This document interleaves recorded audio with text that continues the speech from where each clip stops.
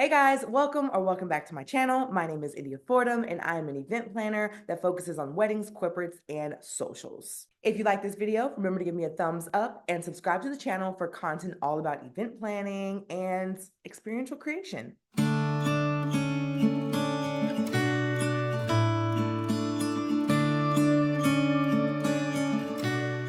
So I can tell you that after managing a countless number of both luxury high-end events and budget-friendly events, there is a secret sauce to a flawless reception flow. So in today's video, I'm going to be sharing my proven reception timeline secrets that I use when I plan that can keep your party flowing. So the first thing you want to do is start off with your pre-reception setup. So this is important because you want to ensure that optimal room layout flow is already thought about. You've got to think about where you're going to place the bar or satellite bars, where the buffet stations are going to go, where the food stations are going to go, where the dance floor is going to go, and where your vendors are going to go. This is all really important because you have to think about not only where your vendors are going, but where your guests are going to sit down and where you're going to basically build out your floor plan. So make sure that you're thinking about what access your vendors need, such as catering, photo booth, bar, as I mentioned earlier, and things of that nature. And then think about where your guests need to be in relation to the welcome area, the cocktail area, the restrooms, and of course, the dance floor, which is where the main events will be happening. So make sure that you're thinking about how you're going to set up your reception. That way you can ensure a really nice flow and keep your energy alive. All right, so let's talk through the grand entrance strategy. So you want to make sure that you don't do your grand entrance too early when everyone isn't seated, and you don't want to waste too much time. So you can do this easily by coordinating with your DJ and your photographer to make sure that you capture the excitement. On the bridal party end, you want to make sure that your bridal party is lined up, they're ready to go, and that they give energy. I always make sure when I'm talking to my bridal party to let them know that they are the energy and they have to bring it in order to get the crowd hyped. Especially because a lot of times your bridal party are the ones that are closest to you. They've seen your love or they've seen your relationship blossom. They should be the most excited for you. And you want to make sure that they convey this in the grand entrance. And last but not least, you want to make sure you coordinate with your DJ so that they bring out the bridal party at the highest part of the song. So a very popular song that I come along is T.I.'s Bring Him Out, Bring Him Out, Bring Him Out, right? You don't have the bridal party. I wish I could play it. I don't want to get a copyright strike, but you know how Jay-Z talks at the beginning and he's like, bring him out, bring him out, bring him out. It's hard to yell with the in your mouth. Don't have them come out to that part. No, because there's no music, there's no bass line, there's none of that. But instead, bring them out to the chorus right before the first chorus, right before the first verse, if that makes sense. This just ensures that, again, your people are hyped, they're hyped, the bridal party's hyped, and your guests are ready to have a good time and create an unforgettable moment for the couple. Alrighty, y'all, so moving on to meal service mastery. Now, whether you're having a buffet or a plated meal service timing is extremely key. So let's talk about buffets first. So buffets, you're going to release tables in waves to maintain a smooth line and avoid congestion. For my buffets, I like to coordinate with the DJ because obviously he has a microphone, which means his voice is louder than mine. And you want to release 2 to 3 tables at a time, depending on how many buffet lines you have. If you only have one buffet line, I highly recommend 2 to 3 tables. If you have 2 buffet lines, I would split them up in the reception floor plan if you do have the space, and then you can release 4 to 5 tables at a time, 2 to 3 on each side. Additionally, with buffets, you want to make sure that you're continually watching the line. That way, the line flow is smooth, you avoid congestion, and no one's taking too long at the buffet. And this actually goes back to an earlier point I made in another video about staffing, but you want to make sure that the buffet is staffed. When people self-serve, they tend to take a little bit more time and get a little bit more food. So to avoid all of that, make sure that your buffet line is staffed with caterers or catering staff. That way, again, line flow can go very, very nicely. So for a plated service, this is going to be a little bit more coordinated with your buffet captain or your banquet captain. Why? Because you have to place the salad out, then you have to remove the salad plate, then you have to place your second course, then remove the second course. And if there's any other type of courses, you just have to make sure that you're timing that with your banquet or your buffet captain. So make sure that you are in high communication with that captain just to make sure that you are ensuring seamless course delivery and you're managing those dietary restrictions efficiently. This is also why it's very important if you're doing a plated meal to make sure that the name card has the dietary restrictions on it as well. That way your guests feel seen and heard and valued in terms of their RSVPs. And again, your banquet captain and your coordinator are seamlessly doing course delivery. Another pro tip I have for meal service mastery is to have your catering staff pre-plate the salads. This way, when you open the doors to the reception, folks are more inclined to take their seats because they know they can start munching on some salad or bread or what have you. So if you do have the option to go ahead and pre-plate your salad, please get with your banquet captain and make sure that happens. So let's talk about the other key moments of a reception. So of course you have your first dance, you have your parent dances, you have your speeches, your cake cutting, bouquet toss, photo dash, that's really popular these days. All of these moments that you have to strategically timeline out, right? So let's talk about the first dance placement.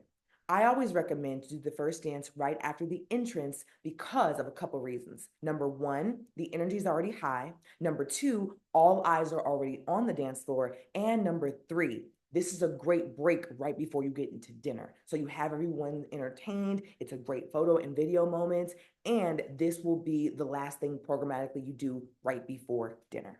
Now, when it comes to cake cutting and speeches, you can do this a couple of ways. Depending on if your client wants a high key cake cutting or a low key cake cutting, which basically means that the DJ will or will not announce it, you want to make sure that you do this before speeches because your catering team needs time to cut the cake. So make sure that you do your cake cutting after your dinner. That way, folks can either pay attention to the cake table or not, depending on, again, if it's a high key or low key cake cutting, and you give your catering team time to cut the cake. Now, let's talk about speeches, y'all. Let's talk about speeches.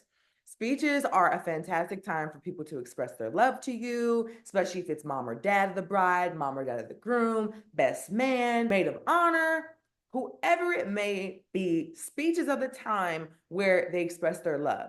Here's the thing though, you want to make sure that your speeches are timed. I have had a number of weddings, you all, where the speeches are so long that you don't have any time to dance. You don't want that. So here's what you do. Number one, you recommend to your bride and your groom that they get the longer speeches out at the rehearsal dinner the day before. A lot of times, there's more time at the rehearsal dinner. It's more lax and more flowy, and there's less formal programming to get through, and there's less vendors. So for our more talkative folks, our chatty patties and our chatty Patricks, make sure that you have them speak at the rehearsal dinner.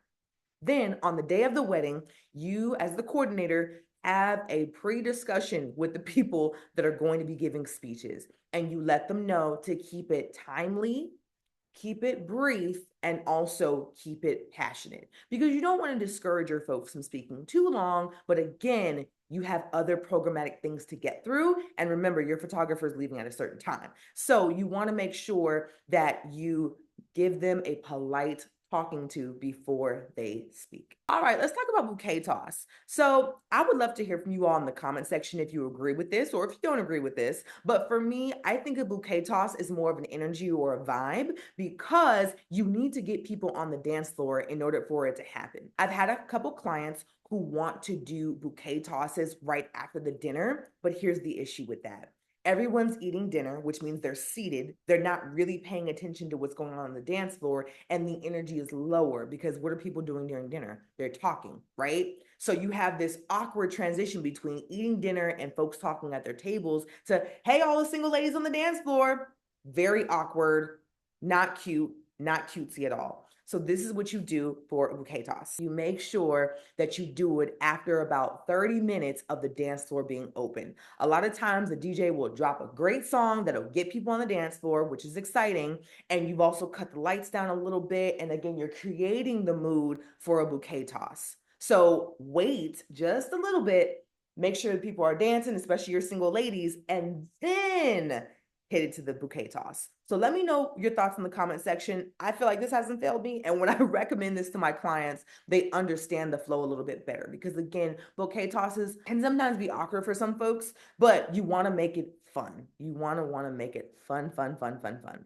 And last but not least, let's talk about the grand exit. So a lot of people these days love to do sparklers, bubbles. They like to do non-fire sparklers, like the poppers, things like that. Whatever it may be, you want to make sure that you strategically plan your exit. That way you have enough folks in the photo to capture the moment and you don't do it too late. All right, y'all. So the first thing you want to do is establish if you're going to do a faux exit or a real exit. Now, there are pros and cons to both. So let's talk about it. When it comes to a faux exit, the pros are you tend to have more people there, which is great. So you can capture those memories with more folks and you can make sure that it is a part of your shot list with your photographer, especially if you've hired a photographer for a shorter amount of time. Now, your cons to a faux exit is you have to implement it in the flow a little more strategically when it comes to your faux exit. So remember, getting your guests to go outside and then come back inside is more of a task for your wedding coordination team.